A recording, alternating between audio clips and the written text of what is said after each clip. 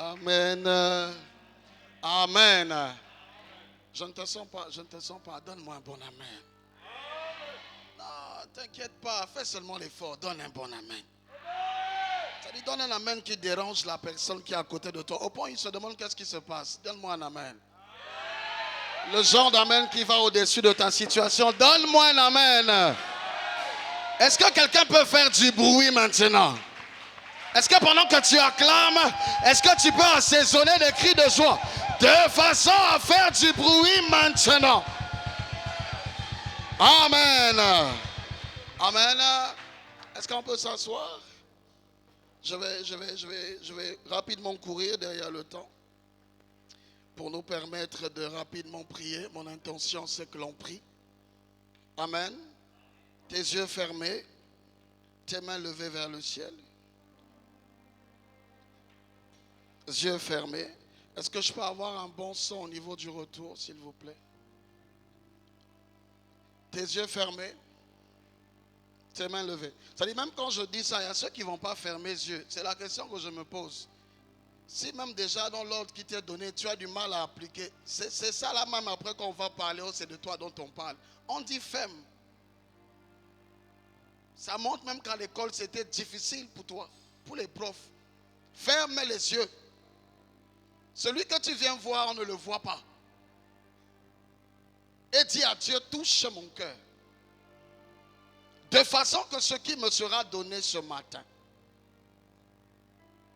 me permette de m'améliorer, me permette d'avancer, me permette de réussir, me permettre de me transformer.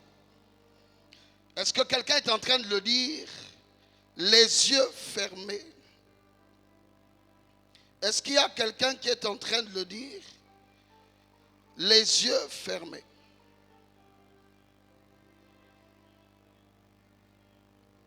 Est-ce que quelqu'un est en train de le dire? Les yeux fermés. Est-ce que quelqu'un est en train de le dire? Les yeux fermés. Gloire à toi, Seigneur. Merci pour le bien que tu nous fais. Parle-nous encore ce matin de ta parole. Fais-nous grâce. Fais-nous grâce. Fais-nous grâce. Fais-nous grâce. Au nom de Jésus.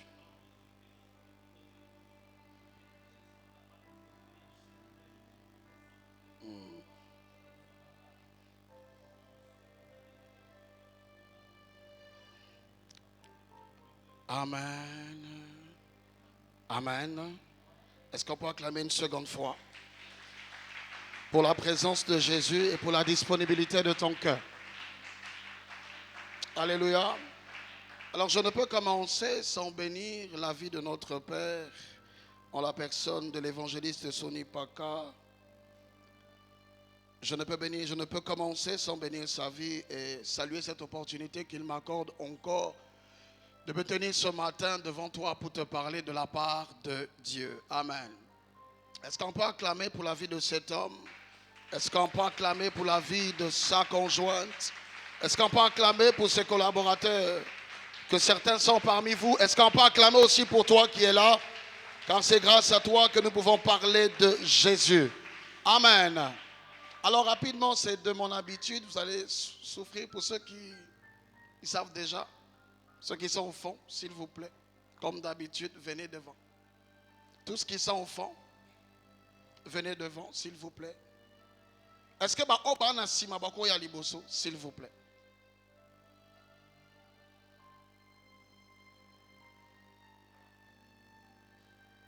Venez, ne vous inquiétez pas, il y a beaucoup de places. Prenez les places disponibles. Je me dis que plus proche on se comprend, plus proche on comprend. Et ça permet aussi d'avoir une beauté visuelle lorsque l'on vous regarde. Amen. Alléluia. Est-ce que quelqu'un peut répéter avec moi la déloyauté avec Dieu dans la bouche des traîtres? Encore une fois, la déloyauté avec Dieu dans la bouche des traîtres. Voilà le thème qui m'emmène encore ce matin pour te parler de la part de Dieu. Mais la pensée que Dieu m'a mise à cœur avec toi aujourd'hui, c'est que nous finissons par prier. C'est pourquoi dans ce grand thème que l'homme de Dieu a commencé depuis une certaine saison, mon objectif aujourd'hui, c'est de prier avec toi de façon à vaincre l'esprit de traîtrise par la prière. Est-ce que je parle à quelqu'un? Il faut que tu sois capable ce matin, par la prière que tu vas faire en ces lieux, de vaincre et de neutraliser autour de toi, de ta vie et de certains domaines de ta vie, cette sémence et cet esprit que l'on peut retrouver partout dans notre vie. Alléluia. Alors rapidement, j'aimerais contextuer ce message selon mon appel. Alors je vais le couper en trois. Ça veut dire parler d'abord de la déloyauté avec Dieu, envers Dieu. Ensuite, parler rapidement de la bouche. Mais de quelle bouche? De parler de la bouche des traîtres. Alléluia. Alléluia. C'est déjà pas un thème bon. Je pense que quand quelqu'un entend traître, automatiquement ça te fait mal. D'abord, j'aimerais commencer. Qui n'est pas dans la joie? Amen. C'est-à-dire, traître là, c'est pas toi. Je ne sais pas pourquoi tu n'es pas dans la joie. Oui, c'est-à-dire qu'en regardant les visages de certains, j'ai l'impression qu'il y en a au banda déjà, ils donnent l'impression que c'est de moi. C'est pas toi. Lève ta main. Si tu es dans la joie, dis avec moi très fort, dans la bouche des traîtres. Si ça ne vient pas facilement. Vous voyez, c'est comme quelqu'un qui vole. Hein? Quelqu'un qui vole, il n'a même pas volé. Mais à chaque fois qu'on parle de vol, il a l'impression que c'est toujours de son vol qu'on doit parler. Ce n'est pas de toi. Je ne vais pas perdre ce temps-là de parler de toi. Je n'ai pas le temps là. Dis avec moi, dans la bouche des traîtres. Dis avec moi, oh Dieu, dans ma vie, dans mes affaires, que soient exposés les traîtres. Et puis tu acclames. Si ça ne te fait pas bien, c'est qu'il y a un problème. Si ça ne te fait pas bien, c'est qu'il y a un problème. Alléluia. Alors lorsqu'on parle de déloyauté avec Dieu ou envers Dieu, cela se traduit comme un acte de trahison à la confiance de Dieu, mais aussi comme un manque de confiance en Dieu. Être déloyal envers Dieu est la preuve que vous ne faites pas confiance en Dieu. Et être déloyal envers Dieu est la preuve que vous avez brisé la confiance que Dieu vous porte. Je n'ai plus besoin de revenir sur les définitions de la déloyauté. Pour la plupart, nous savons que nous sommes dans le domaine.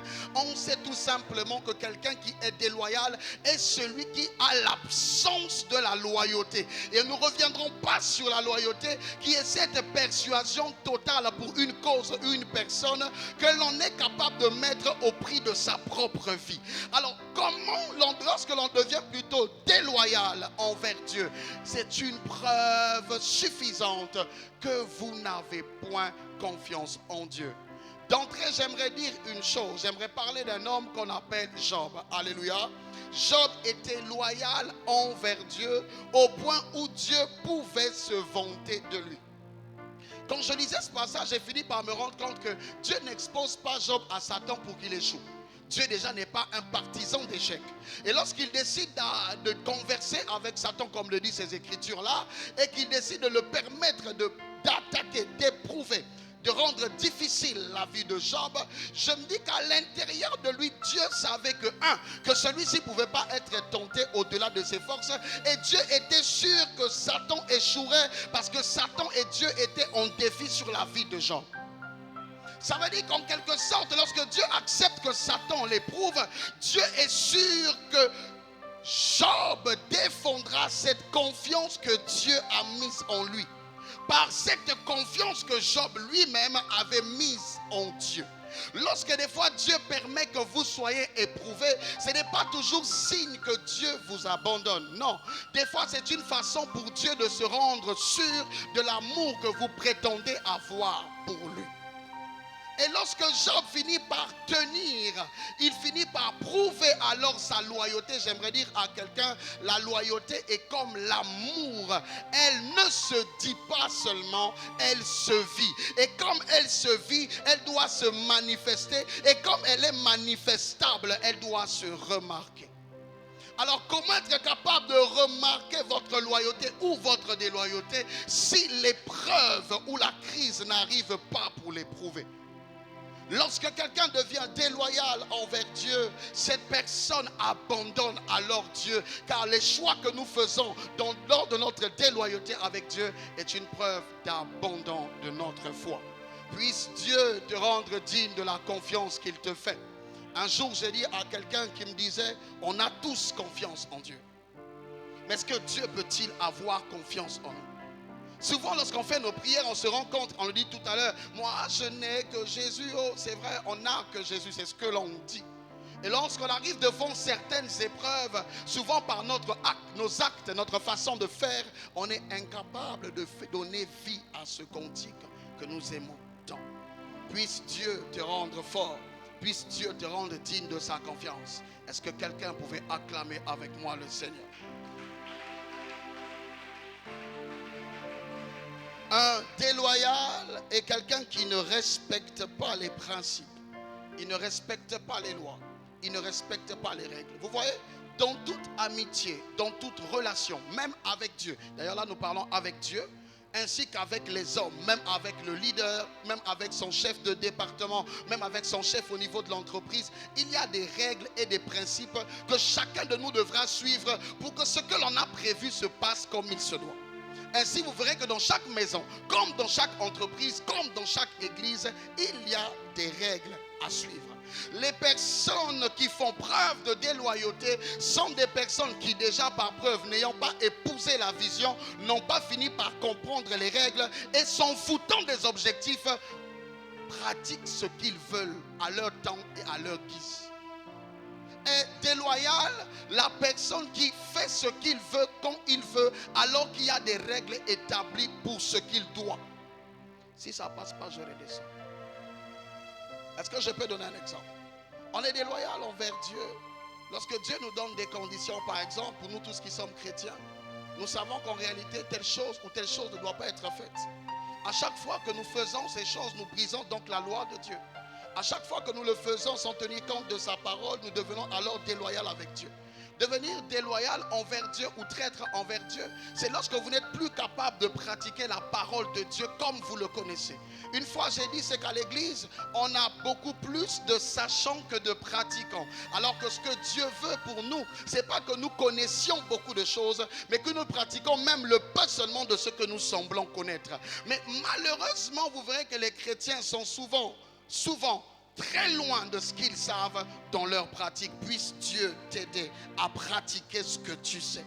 Et à chaque fois que tu entres donc dans le péché, que tu entres donc dans la désobéissance, que tu entres donc à conduire ta vie selon tes propres sentiments et désirs, tu deviens alors là automatiquement déloyal parce que tu sors des lois établies et principes établis par Dieu.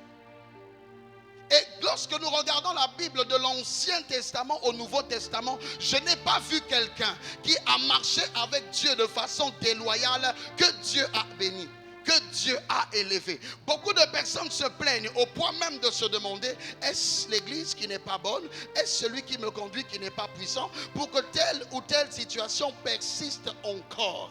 Alors que des fois la cause de certaines choses qui persistent en mal dans notre vie n'a que des fois que pour cause notre marche avec Dieu. Une fois quelqu'un m'a dit, Sokinzambe, moto mawaso yoke la moto mawate. Et bon, souvent quand on voit certaines personnes crier, même pleurer à l'église, des fois tu peux être ému de compassion et puis tu te dis, ah Seigneur, la façon dont la sœur X là se jette pour prier, Dieu, tu vois pas qu'il faut que tu répondes. Alors que des fois tu vois l'apparence de cette personne se jeter et prier, pleurer et crier sans être capable de pratiquer, et que Dieu ne réagisse pas parce que Dieu connaît le fond de cette personne que tu vois rouler. La Bible dit une chose, que l'obéissance donc à sa parole et à ses lois vaut mieux que toute forme de sacrifice. Or les gens dans la chrétienté préfèrent se faire du mal et donc du tort au point même de se briser, alors qu'il y a tout simplement la clé à l'exaucement qui est l'obéissance. Et déloyal toutes les personnes qui se conduisent à leur rythme. Combien de personnes arrivent chez Dieu, arrivent avec Dieu et marchent avec Dieu, ne se laissant pas conduire et voulant conduire Dieu dans leur direction. Puisse Dieu te rendre sensible à ses lois au nom de Jésus. Est-ce que quelqu'un peut acclamer le Seigneur? Est-ce que quelqu'un peut acclamer le Seigneur? Pendant que j'étais en train de réfléchir, je me suis dit, d'ailleurs, pourquoi même on finit par être déloyal envers Dieu? Comment on arrive à ce niveau, à être déloyal envers Dieu? Je me suis dit une chose. Un, c'est parce que d'ailleurs, on n'a même pas compris qui est Dieu. Vous savez, un chrétien qui ne sait pas qui est Dieu, comment voulez-vous qu'il ait la crainte de Dieu s'il ne sait même pas qui est Dieu réellement? Comment voulez-vous être épris de quelque chose, intéressé à fond par quelque chose, quand vous ne savez vraiment pas ce que c'est?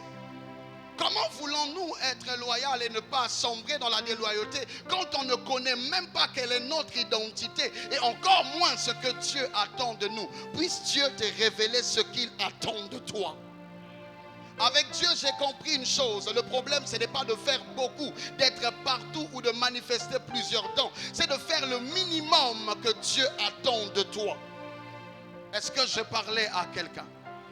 Alors je me suis dit, en réalité, la plupart de ces personnes, troisièmement, sombrent dans la déloyauté parce qu'il leur manque d'amour inconditionnel. Lorsque j'ai fait la différence ici entre la fidélité, qui est ce sentiment de droiture, de respect des lois, qui nous permet de rester accrochés pendant un temps par rapport à une alliance, j'ai défini la loyauté comme cette même chose, mais cette fois-ci au prix de votre vie. Ça veut dire que si l'on peut, je vais dire une chose simple. En amour, on se dit qu'on est fidèle jusqu'à ce que la mort nous... Ok, c'est qu'après la mort, chacun est libre, d'accord? Donc de se remarier ou de continuer. Encore, il y a un autre paramètre, le jour qu'on se marie et que l'on porte l'alliance, on finit par se faire des promesses qui sont symbolisées par l'alliance. En réalité, que vous ayez une bague ou non, la bague a pour objectif, pas de signifier votre mariage, mais pour vous rappeler en réalité les promesses que vous avez faites à quelqu'un. Chaque fois que vous la regardez, cela vous rappelle les paroles ou l'engagement que vous avez pris envers quelqu'un. Donc chaque fois que ces paroles que vous avez prises, par exemple que je vais te sécuriser ou que je te resterai fidèle en ce qui concerne mon corps, à chaque fois que je ne te sécurise plus par mes apports et que mon corps est donné à un autre, je suis infidèle. Est-ce qu'on en sort? Et à partir de là, Moïse s'est permis, en ce qui concernait l'adultère, de donner une lettre de divorce, ce qui permettait à l'homme de se séparer de sa femme. Et Jésus, lorsqu'on lui pose la question dans Matthieu 19, il fait comprendre aux pharisiens qui lui posaient la question en disant, c'est à cause de la dureté de votre cœur que Moïse vous a prescrit cette lettre de divorce. Ce qui veut dire que pour Jésus, en matière d'alliance, il n'y a pas de divorce. Alors, si la fidélité peut tenir avec un engagement, la loyauté va au-delà de l'engagement. Ce qui veut dire que même quand cette personne partira, je ne me remarie pas. Est-ce que quelqu'un est avec moi? Est-ce que quelqu'un est avec moi? Alors en ce qui concerne Dieu, Dieu n'attendra pas de toi de la fidélité. Parce qu'à chaque situation, dans plusieurs domaines, après que ces domaines soient passés, il faudrait que tu demeures dans la même posture. Vous voyez, il y a des personnes qui sont fidèles à Dieu parce qu'ils attendent encore le travail. Vous comprenez? Le jour que Dieu lui donne le travail et qu'il a ce qu'il attendait, vous remarquez que la personne entre dans l'assouplissement. Pourquoi? Parce que la personne croit qu'en réalité, j'ai reçu le ce pourquoi je me battais. Mais si ces efforts étaient le mariage, vous verrez que cette personne, même après avoir trouvé le travail, va toujours sembler être motivé parce qu'il se dit qu'il n'a pas encore atteint son but ultime. Mais quand le but ultime sera atteint, vous verrez la personne s'arrêter. Mais une personne qui est loyale à Dieu, et cette personne qui chaque fois qu'il passera d'une étape à une autre, que cette étape soit positive dans le sens des acquisitions, ou même que ça soit négatif dans sa vie, dans le sens où il est en train de perdre, de ne rien avoir et de ne rien gagner, cette personne ne change pas sa position. Donc elle devient une fidélité à toute épreuve à prix de votre vie. Or, la plupart des personnes deviennent déloyales envers Dieu, c'est parce que l'amour qu'ils portent envers Dieu n'est pas inconditionnel comme cet amour que Christ nous apporte.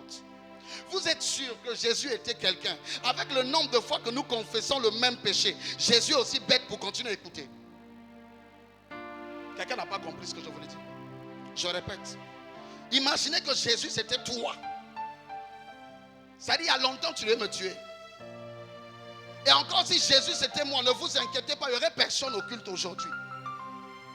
Parce que je devais déjà être fatigué. On n'a qu'à se regarder pour voir nous-mêmes le nombre de fois que l'on faute, le nombre de fois qu'on tombe, le nombre de fois qu'on se perd. En réalité, Pierre vient demander même à Jésus combien de fois il faut pardonner une personne qui a fauté. Jésus dit le même péché 77 fois 7.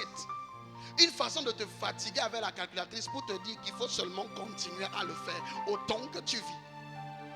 C'est ce qui fait qu'à chaque fois que tu reviens ici, Seigneur, pardonne-moi. Et tu vas remarquer, mercredi, c'est les pardonne-moi. Vendredi, c'est les pardonne-moi. Même aujourd'hui, avant qu'on presse, tu es encore dans les pardonne-moi. C'est comme si c'est fini et que tu as compris. Ne t'inquiète pas, mercredi prochain, c'est encore les pardonne-moi. Mais l'Esprit de Dieu continue à t'écouter, puis il continue encore à agir avec toi. Alléluia. Ce manque d'amour inconditionnel envers Dieu, c'est ça qui va te pousser en réalité à aller, à migrer dans la mouvance de la déloyauté.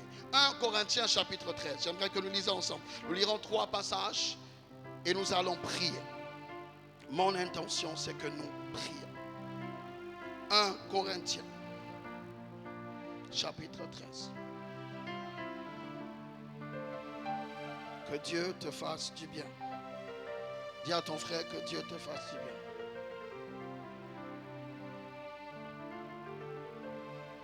Est-ce qu'on peut lire à partir du verset 2? Est-ce qu'il y a quelqu'un pour le faire? Est-ce qu'on peut lire à partir du verset 2 jusqu'au verset 8?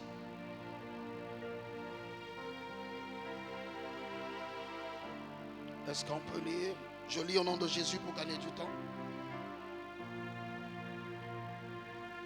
Quand j'aurai le don de prophétie, la science de tous les mystères et de toute la connaissance, quand j'aurai même toute la foi jusqu'à transporter les montagnes, si je n'ai pas la charité, je suis rien.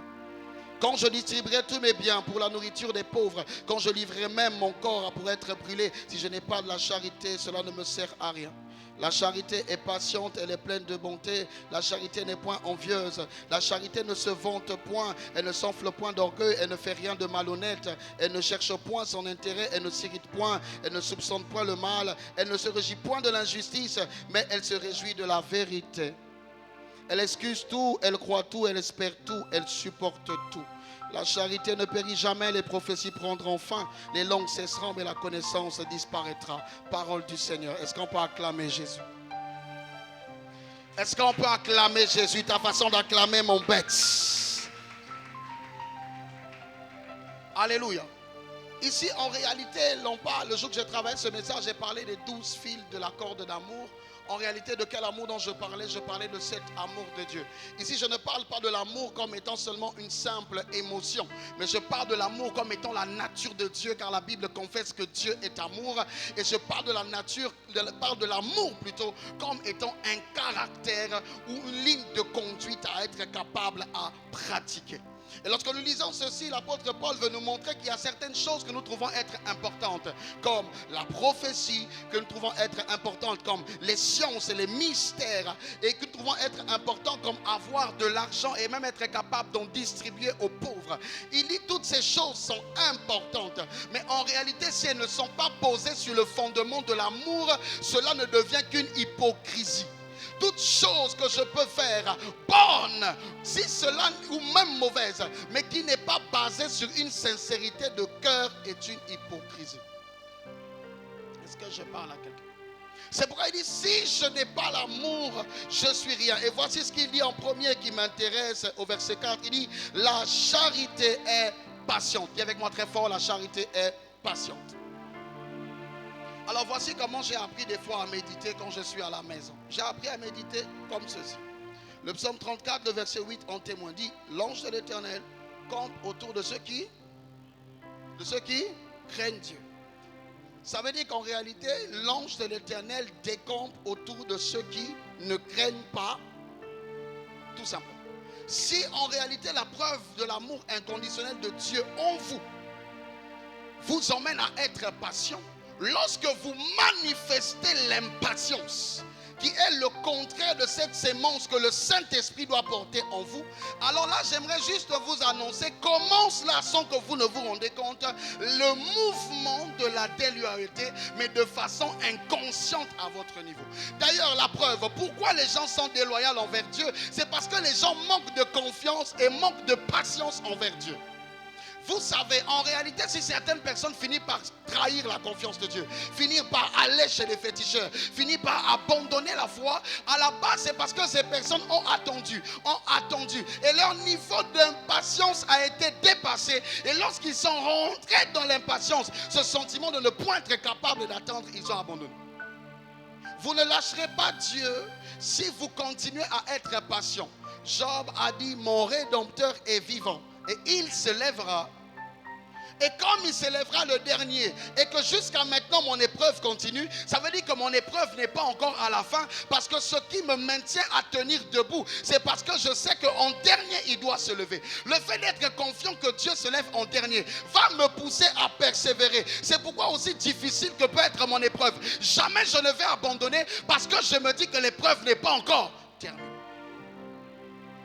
L'impatience vous conduira forcément à de la déloyauté. Si les gens ont fini par intégrer les sectes, c'est parce qu'ils n'ont pas pu être patients. S'il y a certains fiançailles qui ont été brisés, c'est parce que des fois un des conjoints n'a pas su être patient. Si aujourd'hui il y a certains foyers qui sont détruits, parce qu'il y a un des partenaires qui n'a pas pu être patient. Et envers Dieu, beaucoup sont devenus déloyaux parce qu'ils n'ont pas su attendre. Que Dieu te donne la patience. Oh, qui te donne la patience aussi, non seulement envers les promesses de Dieu. Vous savez, il y a des moments où Dieu vous a dit des choses. Vous avez vu ça en songe, vous avez vu ça en vision. Quelqu'un a parlé, des fois on a prophétisé audiblement. Des fois plusieurs personnes ont échelonné des messages allant dans le même sens. Et depuis vous êtes là, vous ne voyez même pas un nuage qui annonce que ça est possible. Une fois j'ai dit à quelqu'un, quand vous attendez quelque chose de Dieu et que vous ne l'avez pas reçu et que vous sentez que vous êtes fatigué d'attendre, il n'y a qu'un seul secret. Recommencez d'attendre.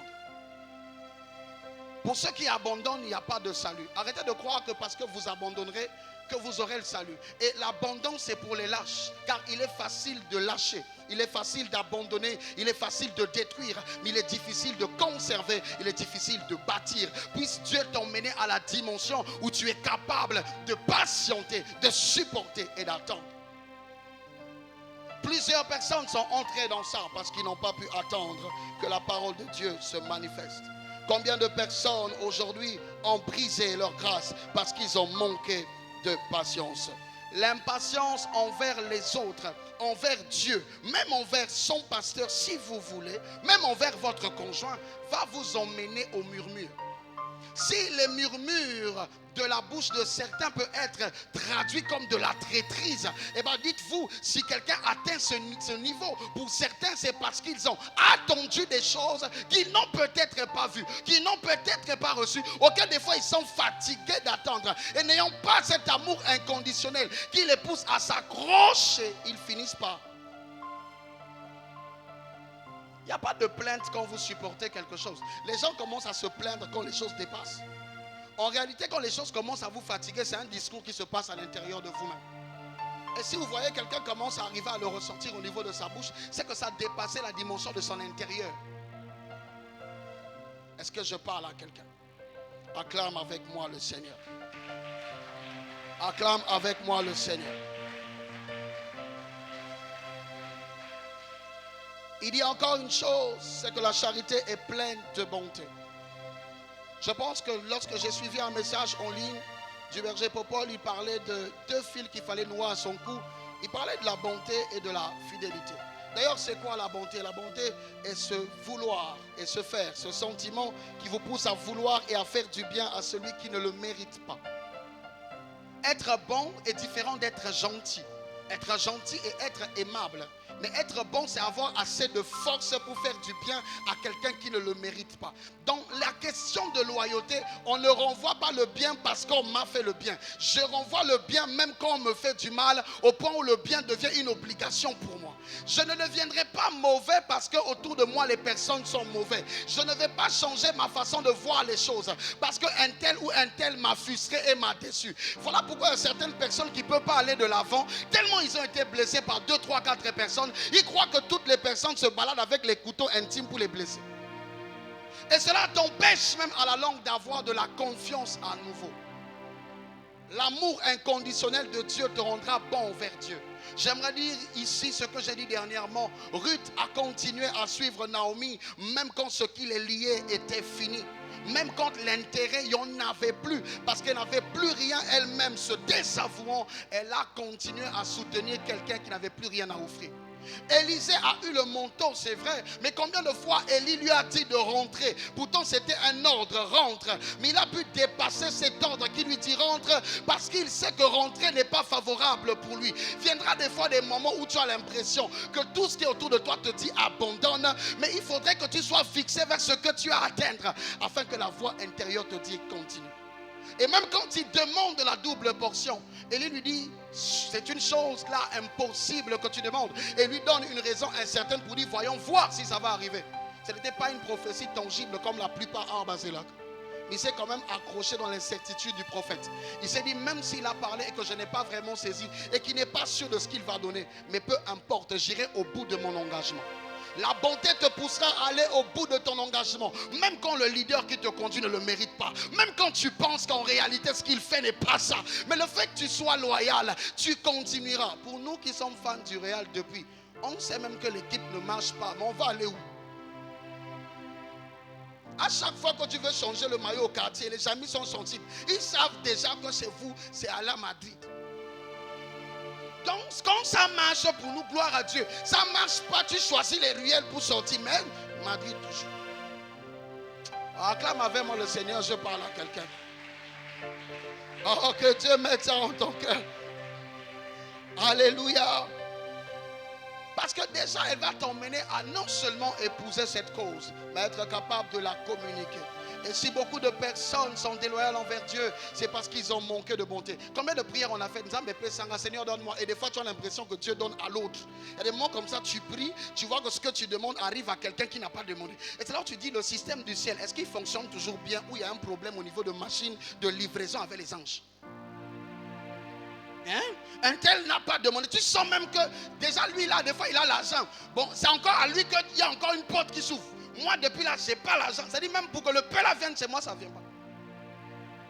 Et tu as l'impression que Dieu, c'est comme s'il fait des tris. C'est comme s'il a une équipe. Et puis là, quand vous lisez mal Paul, voilà, c'est les élus, c'est les élus, c'est les élus et nous autres. Alléluia. Alléluia. Si tu n'es pas bon envers Dieu, de façon à rester là, je vais dire à quelqu'un, si tu n'as pas en venant à l'église, le seul pourquoi tu es venu, il y a certains ici qui finissent par nous quitter. Pourquoi? Parce que leur amour n'est pas inconditionnel. Ils viennent pour des causes. Et ça, vous croyez qu'ils cherchent le Seigneur, ne t'inquiète pas. Voilà pourquoi à chaque fois qu'on fait la louange, tu crois que la soeur tourne pour louer l'Éternel. Non, elle tourne pour voir s'il y a des gars potentiels qui peuvent la draguer à la fin du culte. Au début du ministère, quand on a commencé, on n'avait que des enfants. Donc les jeunes que je pouvais impacter qui avaient à peu près mon âge. Et certains mamans qui arrivaient partaient. Un jour je fais le suivi, je vais dans la maison d'une maman, je dis maman, mais pourquoi vous ne venez plus? Ah papa, église. Ah mon papa a une fois que donc, donc église, papa n'a fait trop, qu'elle fait. Ah. Donc quand tu tues ton temps à l'enseigner ce que tu veux, elle est venue au Seigneur, c'est qu'à l'église on marie. Vous pensez que certains chrétiens ont quitté les églises chrétiennes pour suivre le message? Pourquoi? Oh là-bas on cotise pour se marier. Vous croyez que quoi? Hein? Vous pensez que certains sont là parce qu'ils aiment Dieu? Non, certains sont là parce qu'en réalité ils ont des objectifs à atteindre derrière Dieu. Au point où ils ne servent plus Dieu, mais ils se servent de Dieu pour être capables d'atteindre un certain niveau. Il y a des personnes même devenues prédicateurs. Oh non. Alléluia. Acclame avec moi le Seigneur, que Dieu t'emmène par là et qu'il t'emmène plus loin au nom puissant de Jésus. Est-ce que tu es capable d'être loyal? La déloyauté naît aussi par le manque de bonté. Parce que viendra un moment, ne vous inquiétez pas, où vous verrez, arrivera des épreuves et des imperfections. Les déloyaux manquent de bonté, ils changent de veste. Quelqu'un qui est déloyal est quelqu'un qui finit forcément par entrer dans la traîtrise et dans la trahison, parce qu'il finira par ne pas tenir ses engagements et ses promesses. Et les déloyaux sont comme ça. Ils ne tiennent pas leurs promesses, surtout quand l'épreuve arrive. Voilà pourquoi dans votre vie, souhaitez des fois quand l'épreuve vous arrive. Ce n'est pas des fois pour seulement vous faire du mal, mais des fois c'est pour te permettre de savoir, en fait, tu es entouré de qui même. Parce que souvent on croit qu'on est entouré de bonnes personnes jusqu'au jour. Je peux dire quelque chose. Quand il y a les gens ici, ils ont un répertoire de 350 numéros. Au point où tu mets le numéro, ça ne peut plus rentrer, la cime est pleine. Ils ont même rempli leur compte Google. Mais quand tu as un problème de 5 000, tu te rends compte que tous les 359 numéros, aucun peut envoyer. C'est là où quand tu es intelligent, tu effaces le répertoire. C'est la saturation. Est-ce que je parle à quelqu'un? Est-ce que je parle à quelqu'un? Une amitié qui n'est pas passée par le feu. Les vrais amis, pour la plupart, pour ceux qui ont remarqué, ont toujours commencé par des conflits qu'ils ont fini par résolver et sont finis par se rapprocher parce qu'ils ont réglé le cas le plus difficile de leur entente. Une amitié qui est basée que sur des bons rapports, sans aucun conflit, sans aucune difficulté traversée ensemble, n'est pas une amitié sincère jusqu'à ce que les problèmes vous arrivent et que vous tenez. Quelqu'un qui n'a pas supporté le difficile avec toi, comment le fais-tu confiance? Les apôtres sont restés disciples, sont devenus apôtres après que Jésus soit mort et qu'ils soient entrés dans la pratique de la mission après sa mort. En ce moment, ils n'étaient plus disciples mais sont devenus apôtres. Je prie que Dieu t'emmène au-delà de tes épreuves et qu'au-delà de ce que tu vis, qui t'emmène dans une adoration parfaite, qui te poussera à aller au-delà de ton problème et de faire une bise à Dieu en disant que je ne vais pas t'abandonner. Est-ce que je parlais à quelqu'un? Est-ce que je parlais à quelqu'un? La Bible dit encore ceci. Wow. La charité n'est point envieuse. Elle ne se vante point. Elle ne s'enfle point d'orgueil. Un autre mobile qui pousse les personnes à devenir déloyales, c'est l'envie. C'est l'envie. Certaines personnes deviennent déloyales tout simplement parce qu'ils envient. Déjà même, il y a certaines personnes qui sont assez fous pour envier Dieu. Au point où des fois, vous savez pourquoi d'autres personnes ne sont pas allées plus loin qu'ils devaient aller? C'est parce que des fois dans le peu, dans le peu qu'ils peuvent être capables de manifester, certains ont commencé même à se diviniser. Stoppons alors là l'investissement du divin dans votre divinité. Dès lors que tu commences à te sentir suffisant, Dieu retire sa main. L'envie te rendra déloyal. L'envie te rendra déloyal. La convoitise te rendra déloyal. La jalousie fera de toi un traître. Voici, retiens ceci. Géasi était un serviteur prometteur, mais par manque de conviction totale envers son leader, par mépris de ses ordonnances, celui-ci étant aveuglé par la convoitise, a rejeté a pris ce que son maître a rejeté et entré dans la traîtrise et a gâté sa vie. Géasi était prometteur. Élisée ne pouvait pas aller prendre quelqu'un qui ne pouvait pas devenir un prophète majeur après lui. Il connaissait tous les critères d'une personne adéquate et préparée à le devenir. Parce que souvent c'est là le problème. On croit souvent débusquer le traître au milieu de ceux qui sont inactifs. Oui, parce que quelqu'un qui est inactif forcément ne participe pas à la cause. C'est une forme de traîtrise, c'est vrai. Mais il y a certains qui sont très actifs, au point même d'être talentueux, au point de bâtir sur eux. Et qu'ils soient en réalité la pierre qui va, non seulement d'achoppement, mais la pierre qui va tomber sur toi. Géasi a méprisé les ordonnances d'Élisée. Par la convoitise et l'envie, il a quitté son maître derrière la maison. Dire à Naaman que le maître a changé David. Quelqu'un qui est déloyal, qui finit toujours par être quelqu'un d'envieux. Car ce qui doit te faire abandonner la présence de Dieu ne doit que être ce que tu as vu avec les yeux. En réalité, pourquoi nous ne demandons pas des voitures qui volent? Parce que notre conscience est consciente que nous n'avons pas la possibilité de la voir et peut-être que ça n'existe pas. Mais nous ne demandons que ce que nous connaissons. Voilà pourquoi lorsque tu regardes une chose, arrête-toi à l'appréciation qui est observer la beauté de la chose. Mais n'entre pas dans ce sentiment d'acquisition à tout prix. Car le jour que tu n'auras pas la possibilité de la voir, tu feras tout. Et là tu t'égareras. Combien de personnes pour de l'argent se sont égarées? Ils ont tous pas mal commencé. Combien de prédications ont changé quand l'argent a toqué à la porte? Ils n'ont tous pas été comme ça dès le début. L'envie a gâté sa destinée. J'aimerais dire à quelqu'un, Dieu n'est pas légaliste. Qu'il te donne ce cœur qui peut te permettre à comprendre que les autres peuvent avoir des choses que tu n'auras pas. Si tu n'es pas capable d'accepter autour de toi que quelqu'un d'autre devienne ce que toi tu ne deviendras pas, tu vas être déloyal. Parce que certains ne le manifestent pas vers ceux qui sont. La plupart des fois, la déloyauté se manifeste toujours autour d'une personne que des fois on met en compétition sans qu'il ne sache qu'il est en compétition avec vous. Il y a des gens ici, ne t'inquiète pas. Tu crois qu'il a mis la veste pour le fun? Non, il a mis la veste parce qu'il a appris que tu mettras la veste. Il y a même des gens chez eux, ils vont au mariage de quelqu'un. Tu n'as même pas le cadeau. Tu n'as même pas le cadeau. Mais tu te dis, non, faut mouloir que l'outil moucha makuel. Ça, c'est quel esprit? On t'a invité. Ça, c'est quel esprit? On t'a invité. Des personnes qui te saluent, qui s'informent. Tu crois qu'en réalité, ils veulent savoir comment tu vas? Non. Ils veulent savoir à quel niveau tu es arrivé pour savoir comment te rattraper ou t'empêcher d'aller à un autre palier. C'est par envie que Caïn a commis l'irréparable.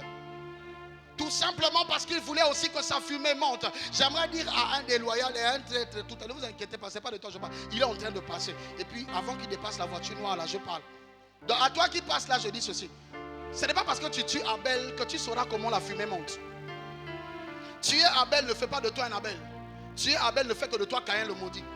Et les gens finissent par comprendre. En réalité, quand tu ne comprends pas quelque chose que tu ne l'as pas atteint, réfère-toi à celui qui a déjà dépassé ce domaine afin qu'il t'oriente. Mais le défaut avec vous, et même dans nos familles noires, on n'encourage pas celui qui réussit pour que tout le monde réussisse. Parce qu'on a du mal à voir un autre nom sur notre nom. Alors comment on commence à faire? On gâte le nom de l'autre pour que jamais il ne devienne grand.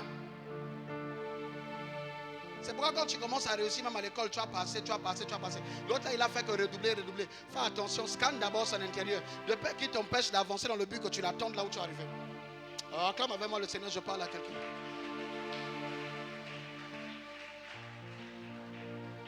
Vous pensez une fille avec laquelle vous faites la vie tous les jours. Maintenant tu décides de te marier, tu vas quitter le ghetto et tu vas aller te placer chez vous.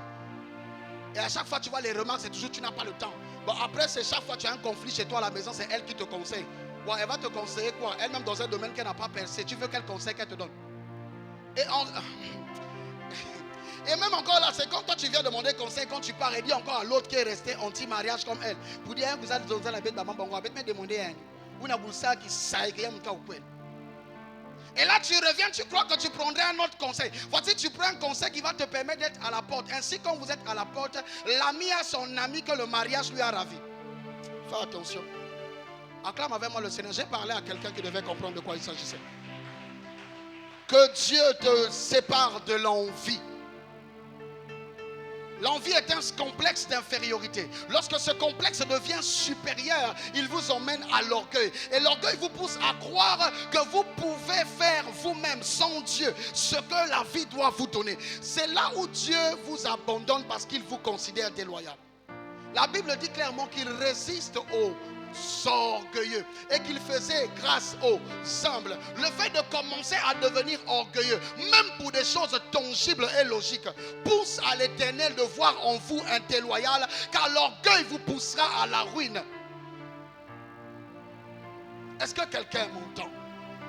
Est-ce que quelqu'un m'entend? Comment voulez-vous ne pas sombrer dans la déloyauté envers Dieu si vous ne comptez que sur vous? Il y a des personnes, même quand ils font leur projet, leur programme, ils ne comptent que sur eux. C'est pourquoi j'aime le musulman. Au-delà de toutes les promesses qu'ils peuvent te faire, il te dira Inch'Allah. Si Dieu le veut, si Dieu le permet. Ne vous inquiétez pas, les chrétiens n'ont pas de si Dieu le veut. Les chrétiens n'ont pas si Dieu le permet. Mbass n'a 15 heures sans faute. Donne-moi la main. Il n'y a pas de si Dieu le veut. Moi j'ai déjà voulu, c'est comme ça, ça va être. C'est pourquoi des fois nous échouons. Parce que même dans nos quêtes, Dieu n'a pas sa place. Allez demander à Anne, faire des prières et des sacrifices sans que Dieu ait son intérêt. Dites Samuel, est-ce que Dieu interviendra? Il n'interviendra pas. La déloyauté, c'est pas seulement commencer à mal parler de l'église. Tu parles mal du pasteur, tu parles mal de... C'est pas seulement ça. Il y a trop de déloyaux, mais qui croient qu'ils sont à la prière, puis ils jettent cailloux sur les autres, alors qu'eux-mêmes ils sont habillés, ils sont versés de sa main. Alléluia. Alléluia. Paul a dit, je puis tout par celui qui me fortifie. Si je peux tout faire, c'est que Dieu m'en a donné la force. Zacharie a dit, ce n'est ni par force ni par puissance, mais par son esprit. Ce n'est pas parce que je suis fort que je peux construire ces murailles, ni construire ce temple, mais parce que Dieu permettra que cette force soit disponible et que cette puissance soit. Jésus nous a dit clairement dans Jean chapitre 15 verset 5 que sans lui on ne peut rien faire. Donc lorsque tu commences à croire et à penser que tu peux faire de toi-même, tu commences alors là à entrer dans la déloyauté. Toute personne déloyale est cette personne qui croit qu'il peut en continuer sans vous. Je suis en lien avec mon frère. Si je l'abandonne, c'est que je crois que sans lui je peux avancer. Je suis loyal envers mon épouse. Si je lui demande qu'on doit arrêter seulement, que chacun fasse sa vie, ne vous inquiétez pas. C'est que j'ai déjà entrevu Sarah et que dans le mouvement, je sens que ça peut marcher. Donc comme je sais que je peux continuer, en débrouille.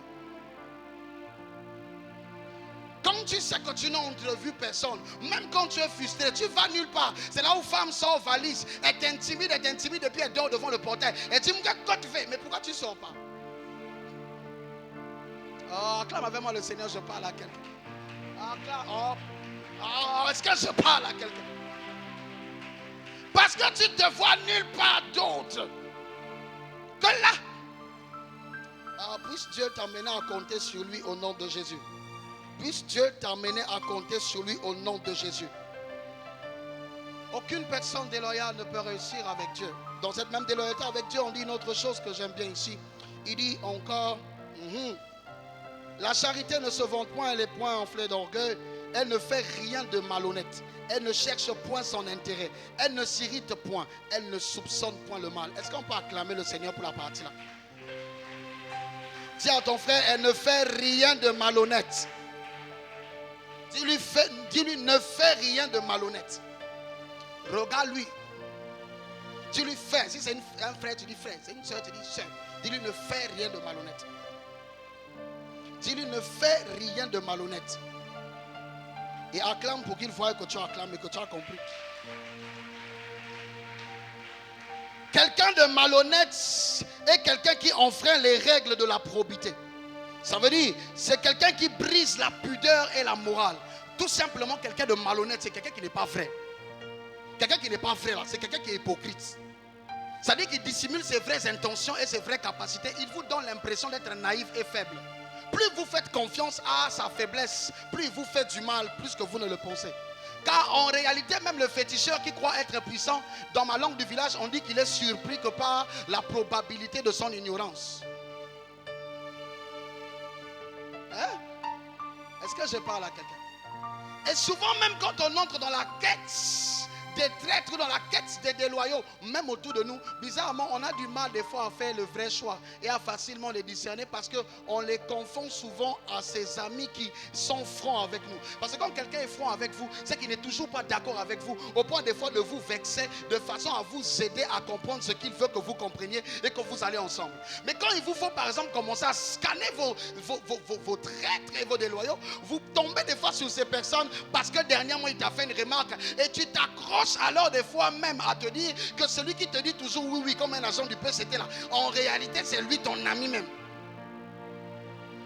C'est à la fin tu vas savoir. Est-ce que je parle à quelqu'un? Ouvre seulement ton cerveau. Est-ce que je parle à quelqu'un? Judas et Géasi étaient des personnes malhonnêtes.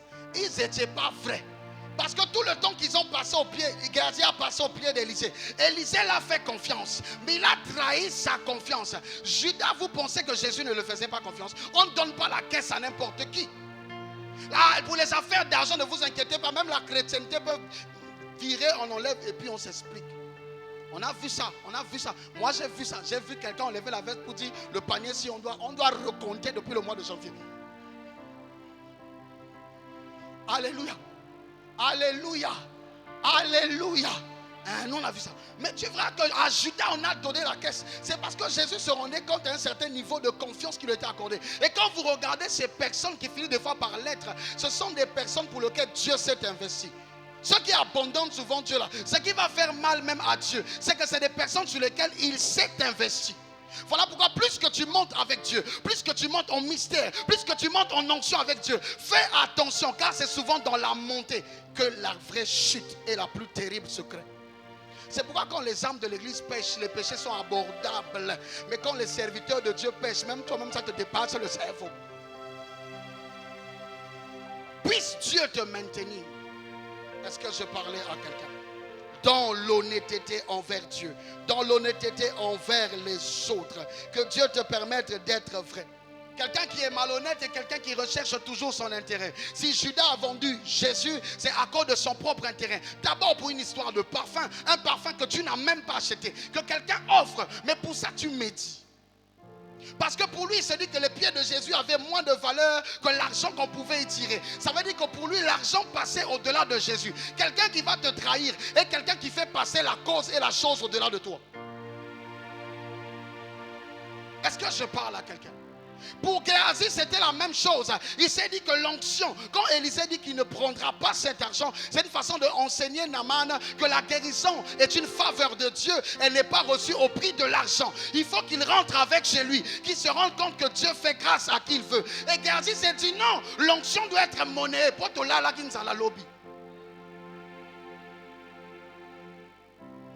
La déloyauté, c'est quand tu commences à te servir. Tu deviens déloyal en ce moment-là. Puisse Dieu te garder honnête au nom de Jésus. Il a dit recherchez d'abord le royaume des cieux et tout ce qui s'y trouve. Et le reste vous sera donné par-dessus tout. Judas n'a pas recherché le royaume, il a recherché l'argent. C'est pourquoi à cause de 30 pièces d'argent, Judas est allé voir les principaux sacrificateurs pour vendre Jésus pour de l'argent. Quand quelqu'un fait passer l'argent avant le ministère, ne vous inquiétez pas. Quand quelqu'un fait passer le titre avant le ministère, ne vous inquiétez pas. Quand quelqu'un se fait passer lui-même sa personne avant le ministère, ne vous inquiétez pas. Il finira par être déloyal. Et encore, ce que je trouve comique, c'est que Mbongo Géasi Azouaka, cet or qu'il a pris, ne l'a même pas servi lui et sa famille. Judas, cet argent avec lequel il a vendu Jésus, il n'a même pas déposé une pièce. La preuve, il est allé le rendre. On n'a pas voulu le prendre. Il a acheté un terrain et il s'est pendu dans son propre terrain. Et les pièces sont tombées à terre. Il n'a même pas pu s'en servir. Toi qui cherches les rangs à tout prix, tu paieras le prix. Toi qui cherches promotion à tout prix, tu finiras dans les canapés, dans les voitures des gens. Toi qui cherches réussite à tout prix, tu finiras par toucher le gris-gris. Toi qui cherches des biens à tout prix, tu finiras par payer le prix de ta vie. Puisse Dieu te rendre vrai. Est-ce qu'on peut acclamer Jésus? Puisse Dieu te rendre vrai. Et déloyal les mangeurs de dîmes. Vous faites un business avec Dieu, vous pensez, j'aimerais dire quelque chose. Frère, viens.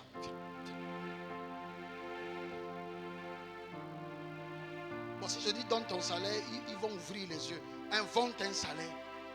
Tu gagnes combien? Invente, j'ai dit. Parce qu'il y a les soeurs ici, si tu fais l'erreur, après c'est je t'ai fait un songe. Je t'ai vu dans un songe, Dieu m'a parlé. Vous pensez que quoi? Vous avez encore des songes ici, on dit que j'étais envoûté. Il n'y a plus à l'église. Vous avez encore des témoignages ici où on dit que non, j'étais chocolat. Moi, on ne fait plus ça. Hein? 100 000. Ok. Quand ce frère travaille, il gagne 100 000, papa. Et qui touche ces 100 000, la plupart d'entre nous, je nous mets tous dedans, ne vous inquiétez pas. On juge personne, même moi je suis dedans. Quand les 100 000 tombent, tu as l'impression que la personne te dit qu'il a tous les projets du monde, que l'argent ne suffit. J'aimerais dire à quelqu'un en passant, aucun argent ne te suffira. Même s'il avait 15 millions, ça ne suffira pas. Ceux de 100 000 ont des problèmes de 100 000. Ceux de 15 millions, allez les demander. Quand ils vous disent qu'ils n'ont pas l'argent, ils ne montent pas. Ils ont aussi des problèmes de 15 millions. Ah. Hein? Vous comprenez? Ok. Ce frère va aller travailler et il va gagner cet argent. Dans la gestion de son argent, il commence à bouffer le tout. Au point où c'est à la fin même qu'il se rend compte que tiens, j'ai pas mis la dîme. Et c'est là où même lui-même il crée sa propre dîme. Il vient à l'église à 3 000 et puis il met dans l'enveloppe. Le pasteur est aveuglé et puis on dit l'homme de Dieu c'est la dîme. Mais tu es conscient que ta dîme est tamisée. Et tu attends que Dieu intervienne. Et après c'est là où l'homme de Dieu fait une fausse prière sans qu'il ne se rende compte. Lui aussi devient malhonnête à cause de ta dîme malhonnête. Il dit Seigneur, souviens-toi de la dîme de ta servante. Et lui aussi, voici, il est en train de faire le palabre d'une malhonnête. Et lui aussi devenant malhonnête vers Dieu. Ainsi, Dieu, sentant que la prière était malhonnête, Dieu aussi agit de façon malhonnête car ce que tu sais, mais ce que tu moissonnes. Et la soeur n'a rien dit que la prière du pasteur n'a pas marché. Frère, va peut-être t'asseoir.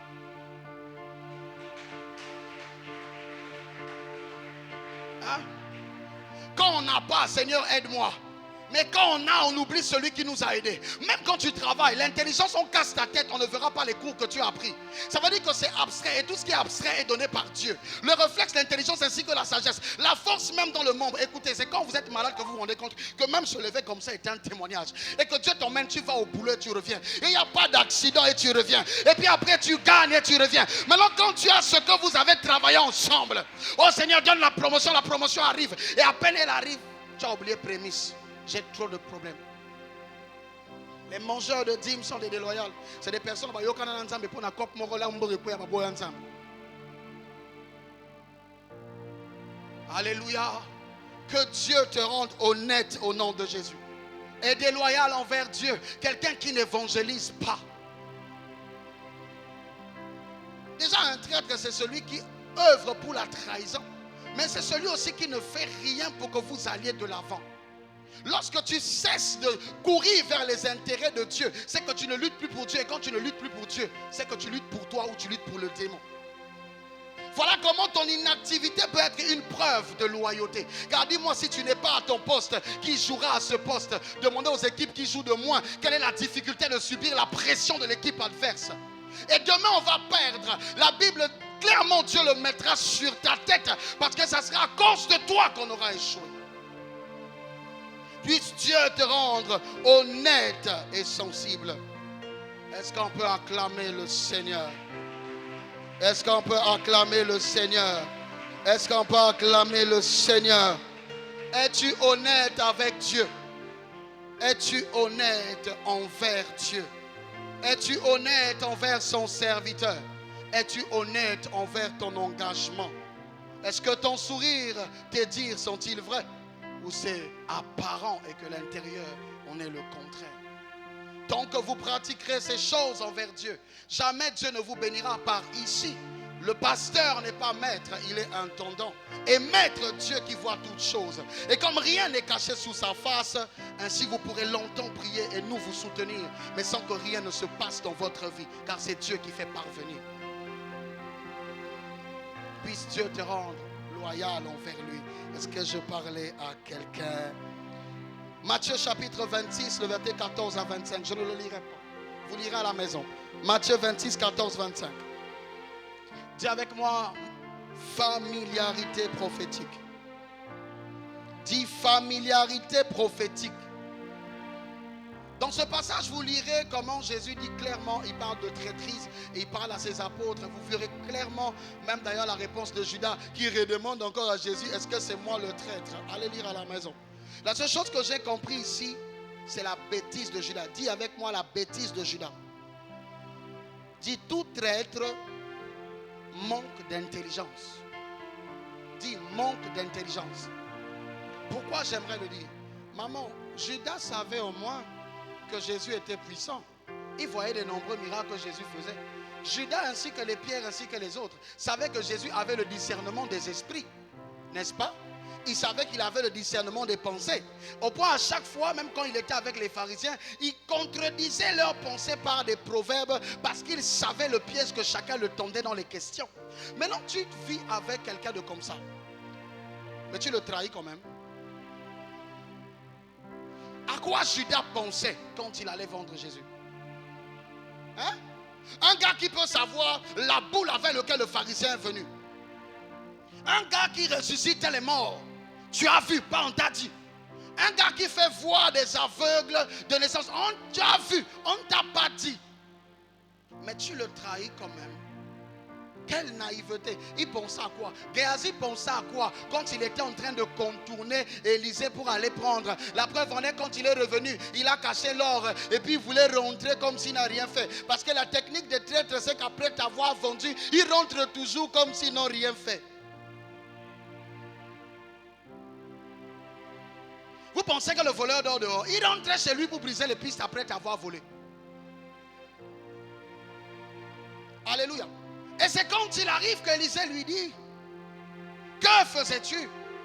Il a embrouillé qu'il était juste derrière la maison. Il lui dit, oh, mes yeux étaient sur toi et je t'ai vu. Et là, Géasi était pris de peur. Ses yeux étaient sur lui. Il faut que tu te rendes compte que même quand tu manifestes ce sentiment, c'est-à-dire cette déloyauté, cette traîtrise envers son oint, il faut que tu te rendes compte, si tu crois au moins à l'appel de ton pasteur, et que tu crois un tant soit peu que Dieu peut agir par sa main, quand tu veux le trahir, réfléchis au moins 2 fois, au moins par ça. Parce que même si lui ne réagit pas contre toi, son Dieu ne va pas te rater.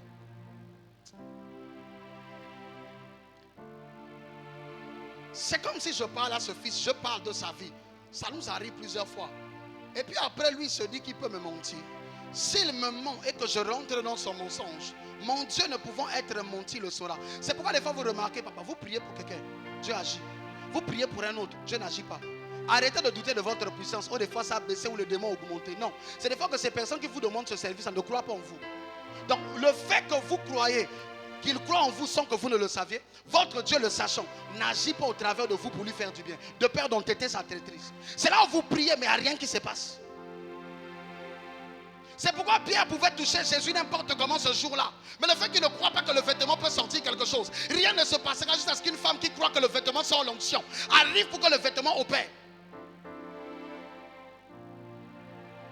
Judas, quelle naïveté! Il croyait qu'il ne saura pas. Et même quand il a fait, le résultat a été clair. Dieu l'a exposé. Si tu crois en l'appel de Dieu et tu crois en l'appel de son serviteur sur ta vie, évite ça pour ton propre bien, pour ta propre santé, pour ton propre avenir. Est-ce que je parle à quelqu'un? Si tu es intelligent, si Judas l'était, il ne l'aurait pas fait. Et je prie que Dieu te donne la même intelligence afin d'éviter ces bêtises au nom de Jésus. Aujourd'hui, le problème à l'église, c'est que cet même esprit continue à régner dans l'église d'aujourd'hui.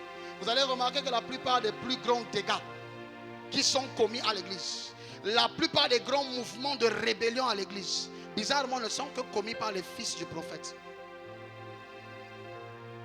Quand une âme décide de tomber, une âme décide de manifester sa déloyauté, ça n'affecte pas vraiment l'œuvre. C'est quand un serviteur décide d'opérer pareil, quand vous sentez que la mouvance devient grande. Écoutez, si maman Josette arrive ici, qu'elle me parle de papa sermon dans une dimension que je ne connais pas, même si cela est faux, je vais parier ma main, je vais même en parler aux frères Grâce, c'est comme si j'étais avec eux là-bas, mais moi aussi on m'a seulement dit. C'est ça l'avantage d'être congolais.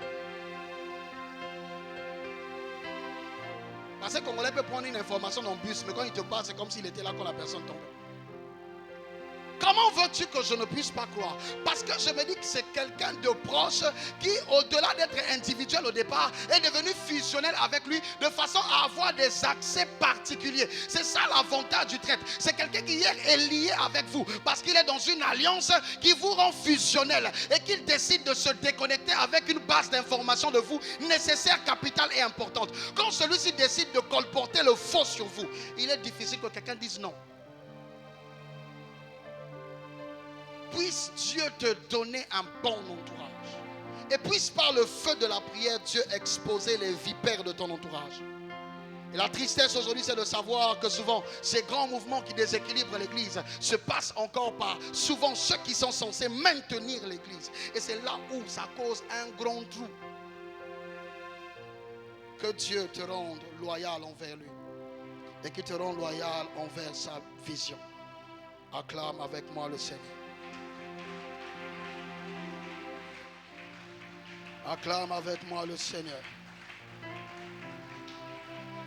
Je vais vers la fin et je vais dire 2 choses. Je ne pense pas être capable de finir. Que Dieu nous donne la grâce de le continuer prochainement. Beaucoup de choses sont à dire. Parce qu'on parle de la bouche. On sait que la bouche est cet organe de locution qui est composé des lèvres et de la langue. Des dents si vous voulez aussi. Et que chaque parole qui sort de la bouche est poussée par un autre organe qu'on appelle le cœur. Car on dit que c'est à l'abondance du cœur que la bouche parle. Voilà pourquoi il est difficile pour quelqu'un de dire des choses qu'il n'a pas pensées.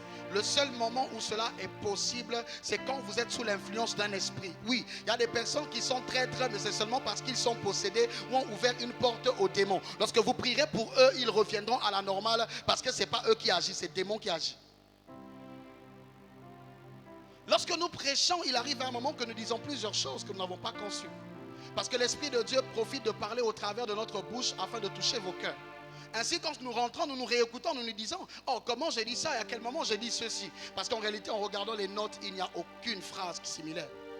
Ainsi, l'Esprit utilise notre bouche pour parler. Ça a été possible aussi parce que Jésus, lorsqu'il parle au fou de Gadara, et que celui-ci répond par nous alors qu'il parlait à quelqu'un de singulier, on a compris que les démons pouvaient parler au travers de sa bouche. Il y a des personnes qui parlent, des fois dans le but même de détruire. Ce n'est pas eux. Puisse Dieu te donner le discernement des esprits. Il y a une femme qui prophétisait des choses vraies d'ailleurs au cours du marché du village, et lorsque Paul arrive, il prie pour que cette femme soit délivrée de l'esprit de Python. Mais pourtant tout ce qu'elle a dit, même ce qu'elle a dit sur l'apôtre, était vrai. Puisse Dieu te donner son esprit au nom de Jésus. Et puisse Dieu terrasser en toi tout ce qui ne confesse pas sa gloire au nom de Jésus. Que tout ce que le Père n'a pas sémé à l'intérieur de ta conscience soit déraciné et brûlé au nom de Jésus. Alléluia.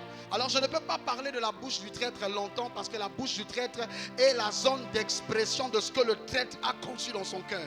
Donc la bouche devient traître ou objet de traîtrise quand votre cœur a déjà sombré dans la déloyauté et a été revêtu de la veste de la traîtrise. On ne peut pas trahir quelqu'un si on ne l'a pas pensé. Judas n'a pas trahi Jésus en arrivant. Avec le temps et les épreuves, il n'a pas trouvé son compte dans les 3 ans et il a décidé de s'arrêter. La plupart des personnes qui finissent par agir comme ça ont toujours été avec nous au début. Voilà pourquoi le temps est maître, le temps est le baromètre qui va toujours te révéler la vraie nature d'une chose. La vraie nature d'une relation. Au début, tout est toujours classe. Ce qui est sûr, une fois quelqu'un m'a demandé, pasteur, comment trouver l'homme de sa vie? Il dit, c'est celui qui meurt avec toi. Ou quand tu meurs, tu l'as laissé. Ah, amen. Il y a plusieurs enseignements et puis on te donne les caractères. J'ai pour moi refusé ça. On dit d'ailleurs l'homme de ta. C'est-à-dire le seul que tu auras connu ou le dernier que tu auras connu pendant ta vie avant que tu meurs. Parce que comment tu appelles X l'homme de ta vie? Vous avez 3 ans, tu te remaries encore. L'autre aussi, il était l'homme de quoi? Donc c'est le temps et de là où tu vas finir qui va te révéler qui était pour toi. Et je prie que Dieu te garde dans ses faveurs. Et je prie que Dieu épure ta bouche et épure ton cœur. Voilà pourquoi la plupart des déloyaux sont des personnes toujours animées de sentiments de rancune. Ce sont des personnes qui, même lorsqu'ils sont blessés, n'ont pas tendance à parler. Ils emmagasinent leur douleur au point d'en transformer en une bombe. Et le jour qu'ils décident de l'exploser, des fois tu ne les reconnais plus même dans le langage. Puisse Dieu briser ces sentiments en ton cœur au nom de Jésus. Alléluia. Les traîtres sont des personnes qui trahissent, qui se rendent coupables d'une trahison. C'est quoi la trahison? C'est le crime de celui qui passe à l'ennemi. Un traître est quelqu'un qui est avec toi mais qui décide de passer à l'ennemi. C'est quelqu'un qui était bien avec toi mais qui décide de prendre tes informations, prendre ce qu'il sait de toi et le passer au service de l'ennemi dans le but de te nuire. Donc la trahison n'a toujours pas eu objectif seulement de vous quitter. Non, ça a pour objectif de vous détruire. Car la personne qui t'abandonne ne souhaite pas que tu montes. Je peux parler à une jeune fille. Comment se fait-il que tu as abandonné ton ex et que tu as eu un fiancé, mais les conseils sur ton fiancé, tu continues à demander à ton ex? Et puis tu dis encore que c'est ton besto. C'est que dans ta tête, il y a quelque chose que tu n'as pas compris. Ex qui ne s'est pas retrouvé dans la vie là est ennemi. Je dis ex qui ne s'est pas encore retrouvé dans la vie est comment? Parce qu'à chaque fois là où vous êtes séparés là, chacun souhaite avoir pour que l'autre regrette de l'avoir abandonné. Donc quand tu as réussi et moi j'ai pas encore trouvé, et puis c'est à moi tu demandes conseil, je vais gâter ça. Donne-moi la main, je parle à quelqu'un. C'est comme ça que vous-même vous mettez votre vie dans les problèmes. Puisse Dieu te rendre sage au nom de Jésus. Je dis puisse Dieu te rendre sage au nom de Jésus. Alléluia. C'est quelqu'un qui trahit et qui est capable. Les traîtres, ce n'est pas seulement ceux que tu as déjà découverts. Même ceux qui sont capables. Les gens qui sont capables de faire mais qui n'ont pas encore fait. Voilà pourquoi je peux être là. Qui m'a trahi? C'est le frère-ci. Je lève le frère. Je le mets à côté. Et puis je crois que ceux qui restent sont les bons. C'est là où des fois vous allez remarquer, chaque traître qui vous quitte vous dira toujours, tu penses que tu as bien réfléchi. Tu penses qu'il n'y a que moi. Donc tu penses que j'étais seul. Le gars, s'il n'a encore rien compris. Et c'est là où quand tu élimines un, tu crois que les 3 qui restent sont bons. Non, le traître, ce n'est pas seulement celui qui a déjà trahi, mais c'est celui qui est capable, mais il n'a pas encore trouvé l'opportunité. Je dis que Dieu te donne le discernement. Je dis que Dieu te donne le discernement. Parce que même celui qui ne parle pas là, que tu crois qu'il ne parle pas là. Dis Dieu est bon. Dis Dieu est bon. Le traître, c'est le genre de personne qui agit avec perfidie. C'est-à-dire quelqu'un qui ne tient pas ses promesses. Qui vous trahit lorsque vous lui avez fait confiance. Et cette personne est préparée et disposée à vous nuire de manière hypocrite. C'est-à-dire c'est quelqu'un qui ne vous montre pas ce qu'il pense. Les traîtres, on ne les remarque pas d'apparence. Souvent, ils sont très mignons. Ils parlent doucement. Ils sont calmes. Ils marchent au ralenti. Tu crois que le fer, si tu pousses, il tombe. Il a les dents, mon frère. Quand tu vois le serpent, il est doux à tenir. Hein? Il est doux, il est frais. Serpent, quand il est mort, même quand il est mort, il y a toujours le doute. Parce que s'il n'est pas bien mort, c'est compliqué. Mais c'est quand tu t'approches que tu te rends compte que ce n'est pas un fil, c'est un serpent. Que Dieu te sort de l'obscurité. Combien de personnes ont mis autour d'eux des serpents en croyant qu'ils ont mis des fils? Quand il y a l'obscurité, on confond le fil au serpent. Quand j'étais petit, quand le courant partait, souvent même ma propre ceinture qui pendait comme ça, je disais c'est encore ça. Des fois tu cries dans la nuit, c'est qui? Il n'y a personne. Et tu montes encore la voix, on croit que c'est la foi, c'est l'inquiétude. C'est qui? Puisse Dieu t'éclairer, qui te sort de l'obscurité. Quand on est dans la distraction, on finit par faire les mauvais choix. C'est là où on confond les bons aux mauvais. On s'attache les mauvais et on repousse les bons. Puisse Dieu te donner le discernement. Est-ce que quelqu'un pouvait acclamer pour cette prière sur sa vie? Je dis, puisse Dieu te donner le discernement. Est-ce que quelqu'un peut acclamer pour cette prière sur sa vie? Alléluia. Alléluia. Ces personnes deviennent automatiquement des ennemis de l'église. Que Dieu t'aide sur cela. Alors j'aimerais dire à quelqu'un, lève-toi, on va prier. Lève-toi. Est-ce que quelqu'un peut acclamer? Puis je vais dire des choses pendant 15 minutes et on va prier. Alors lève-toi en acclamant s'il te plaît. Encourage la foi. Ta façon d'acclamer, mon bête. Si tu n'es pas un traître, acclame fort. Si tu n'as pas, acclame fort. Ça dit même quelqu'un qui ne veut pas de problème va acclamer. Acclame le Seigneur. Alléluia. Alléluia. Pourquoi on va prier? On va prier parce que je crois que par la prière et par la présence de Dieu, on est capable de générer une chaleur, de générer des épreuves qui sont capables d'exposer nos vipères et nos traîtres. Judas a été éprouvé et sa vérité a été manifestée. Une fois j'ai dit à quelqu'un, Pierre n'a pas trahi Jésus. Pierre a seulement renié Jésus. Nier quelqu'un, c'est ne pas le reconnaître. Il n'a pas reconnu Jésus, mais il n'a pas mal parlé de Jésus. Judas, lui, a mal parlé de Jésus, ne reconnaissant pas Jésus. Donc, renier quelqu'un et le trahir, ce n'est pas la même dimension. Puisse Dieu te préserver de ces deux choses avant que nous ne prions. Est-ce que je parle à quelqu'un? Les vipères, les traîtres et les déloyaux peuvent être retrouvés dans plusieurs milieux. Cela peut même être de votre famille. Caïn n'était-il pas le grand frère d'Abel? Cela peut même être votre beau-parent ou votre belle-mère. Saül n'était-il pas le beau-père de David? Cela peut être votre fils en qui vous croyez un promoteur, successeur.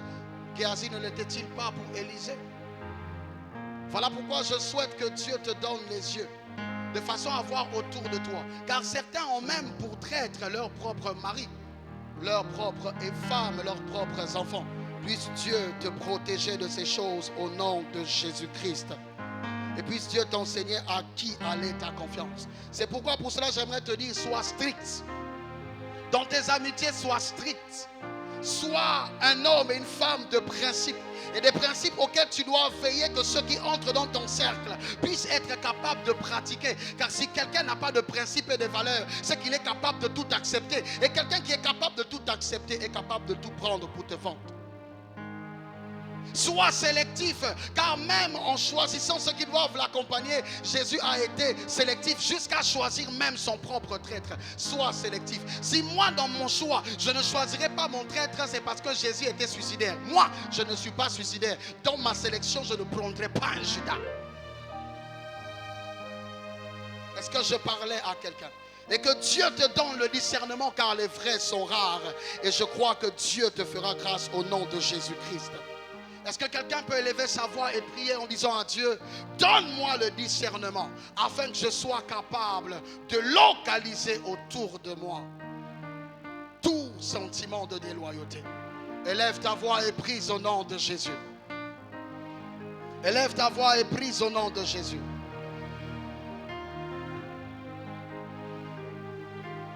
Prie au nom de Jésus. Patientez. Patientez. Je ne t'entends pas prier. J'ai l'impression que tu t'amuses. Demande à Dieu de te donner le discernement nécessaire pour localiser autour de toi. Dans tous les domaines de ta vie, que ce soit dans ta maison, dans ton lieu de travail, dans ton lieu de commerce, dans ton lieu d'opération. Toutes les personnes en sémence. Je croyais entendre la voix d'un prieur. Je croyais entendre la voix d'un prieur.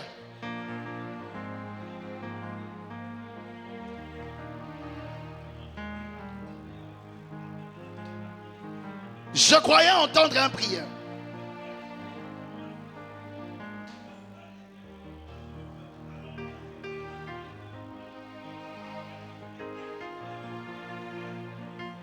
Oh.